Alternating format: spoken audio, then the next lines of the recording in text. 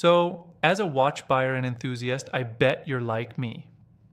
When you're looking to buy a watch, you almost have a checklist in your mind of things you'd love to see from a watch you're looking to buy. Sometimes there is also within that checklist a hierarchy of what matters more to you. So what I wanted to do in this video is look at some different attributes of a watch, features of a watch.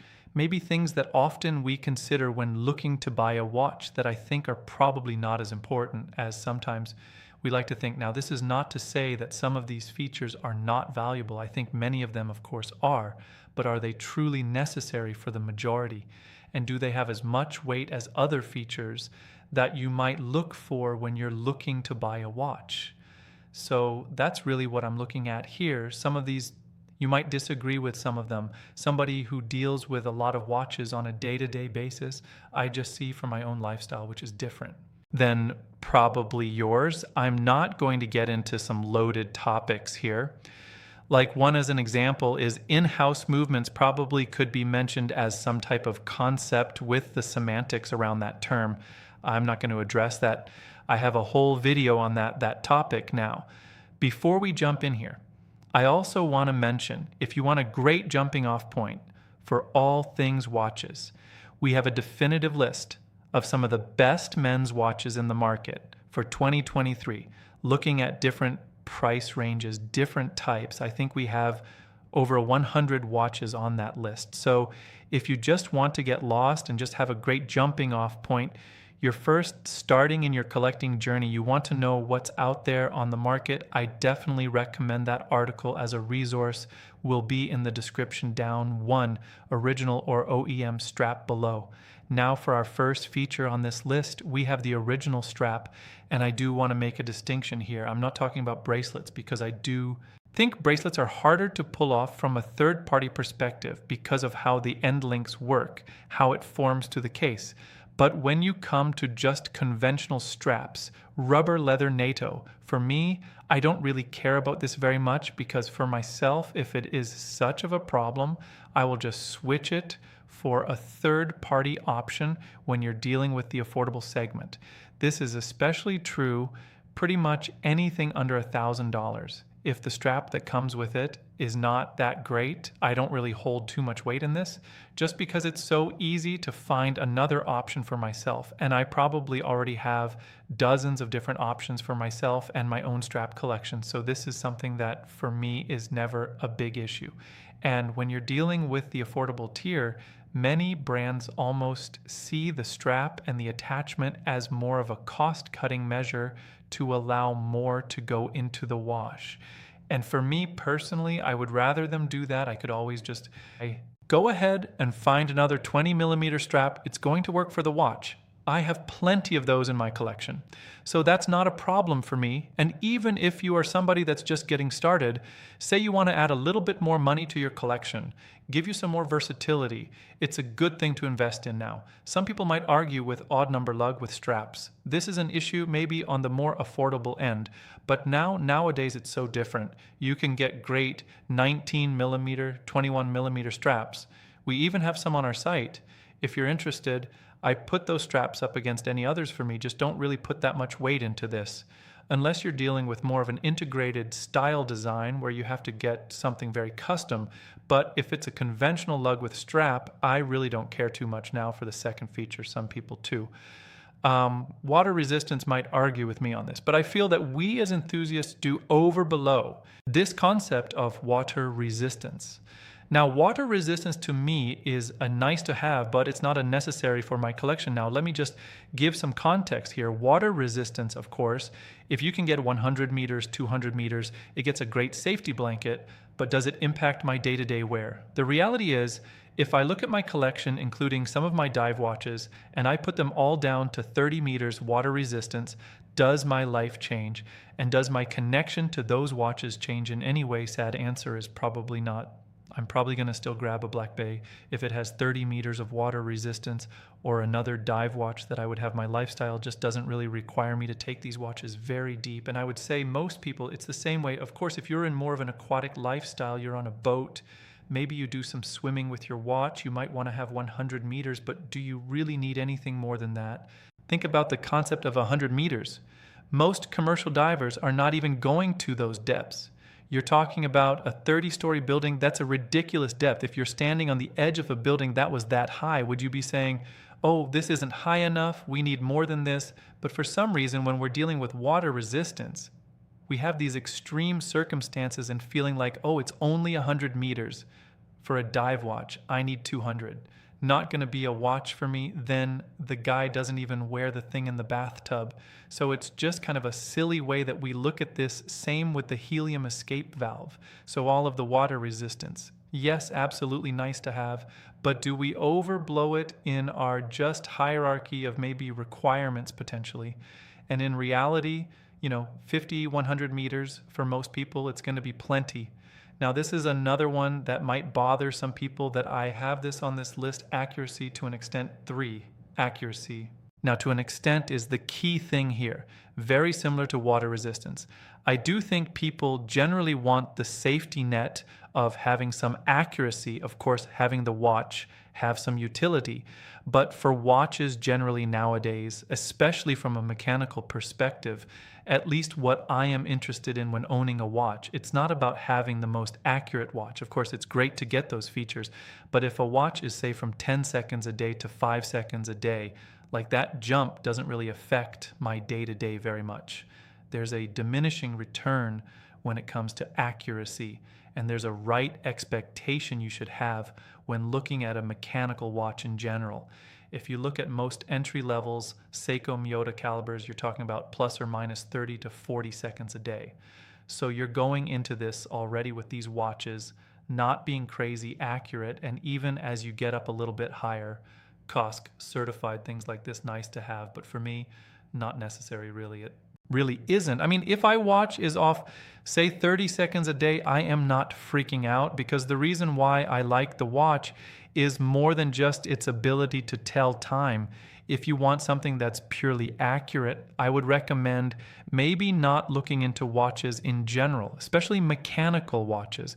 That's where quartz comes in. That's where digital watches like Casio G-Shocks come into play. So really figure out where it lands. If you are something that wants the most accurate watch, I would of course look at quartz or maybe consider using a smartwatch. I can't believe I'm saying that out loud, but it's the truth. If you want a mechanical watch, just come in with the right expectation. And in addition to that, also see like there are diminishing returns. With accuracy, I would think for most people when they're looking at it, do you really notice something that's, say, off 7 seconds a day versus running in cost parameters? Is that a big jump for you, and does that affect you on a day-to-day basis? For me, the answer is no. For you, it might be different. But I would say this is a little bit maybe overblown in the hierarchy of things, as long as the watch is running adequately and it's not crazy off in time, and it's staying to the parameters that the brand sets. I'm for. Lume generally happy now for our fourth feature here that maybe is a bit overrated for just where it sits in the watch buying hierarchy of things that we like to look for is Lume. Now, Lume is nice. I get the intrigue of being able to have some low light visibility when this was first unveiled, when you saw more tritium being unveiled as well as even radium.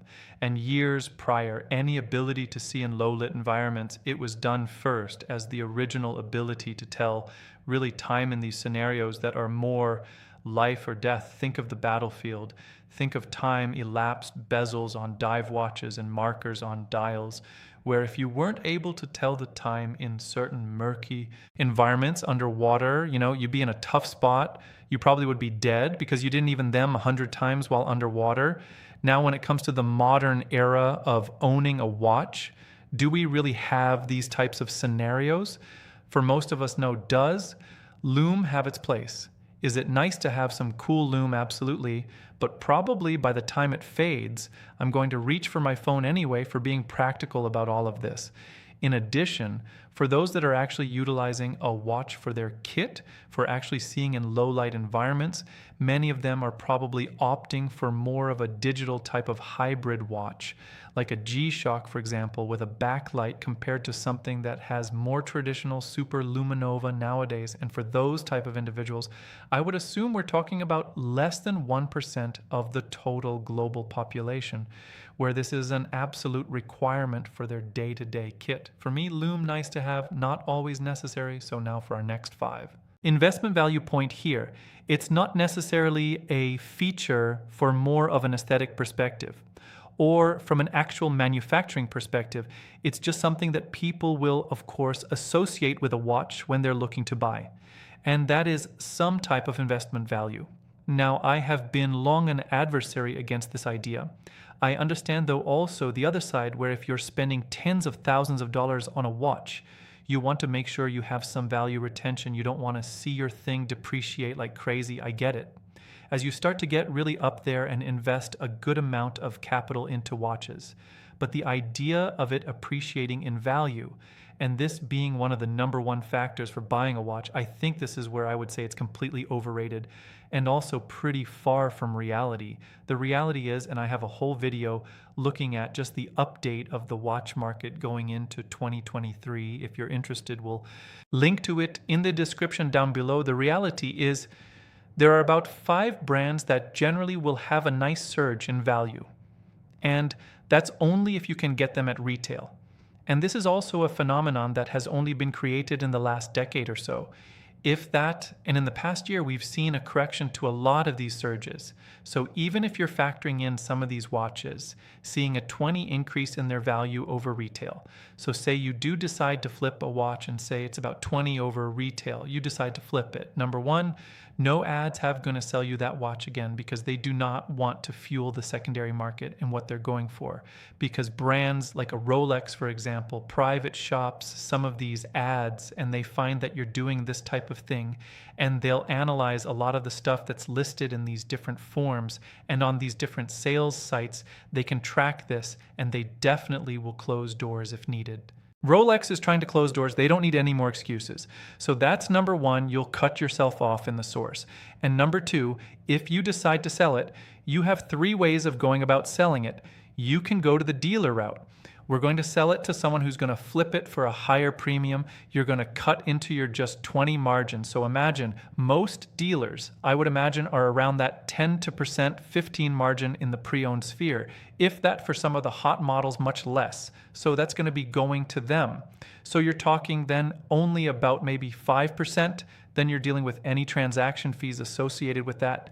If you're looking at auction houses, very similar idea. And then if you go the independent route, then you have the challenges of just trying to sell the watch, even for market value. Most people, if they don't see that you have a track record in selling watches, have all these transactions in your history, they're going to be reluctant to want to buy the watch from you and are going to have a lot of questions, probably want to go the extra mile. Then if you're going to deal with that, you have to deal with the transaction fees associated with it. So if you're using even a standard just credit card application, even for our site, we're just processing credit card information that's 3% just off the top dollar, automatically for processing most cards. Then you're dealing with shipping, having to handle that insurance potential fraud or chargeback scenarios, where you lose the watch and they issue to their credit card company. Like, this is stuff that people that aren't doing these high transactions even think about, something that as you're into it, you realize like, oh wow, there are people out there that are going to be against this. So there's kind of a scary scenario without even going independent. So the reality is, you look at some of these watches where really are the sustainable opportunities. To do this, I buy watches because I love them, and I think most people that watch the channel are like that as well. So this is another one that I would definitely just bring out, is saying a little overrated. So for our next feature 6, screwed in links here, we have one that I would say some people might argue with, but I'll give my case why, and that is screwed in links on bracelets. So I would say most people would agree that screwed in links are seen as more premium. You're dealing with some additional threading. It's better than just having more of just push pin type of bracelets for most. But I question whether or not is that truly something that is really bringing that much more value to you as an end consumer. Now, first question I'll bring up is, how often are you actually changing your links once you get the size picked out?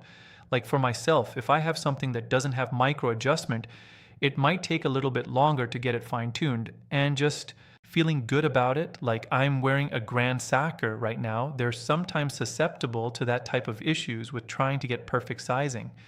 But after some time, usually like a week or so, I'm able to fine tune what my sizing is and find the best spot.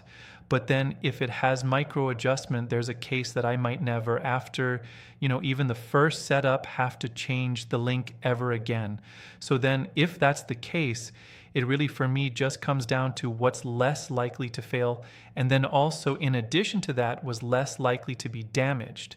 When you are dealing with screwed in lengths, sometimes you can strip the screw, and that can create some challenges. Also, if the pin system is good and it doesn't come undone, then I don't necessarily have that many issues. Now screwed and links, would I personally like to see them more? Probably a little bit more, but it's also not a deal breaker for me because of just how infrequently I am going to be changing out my bracelet links if it does come.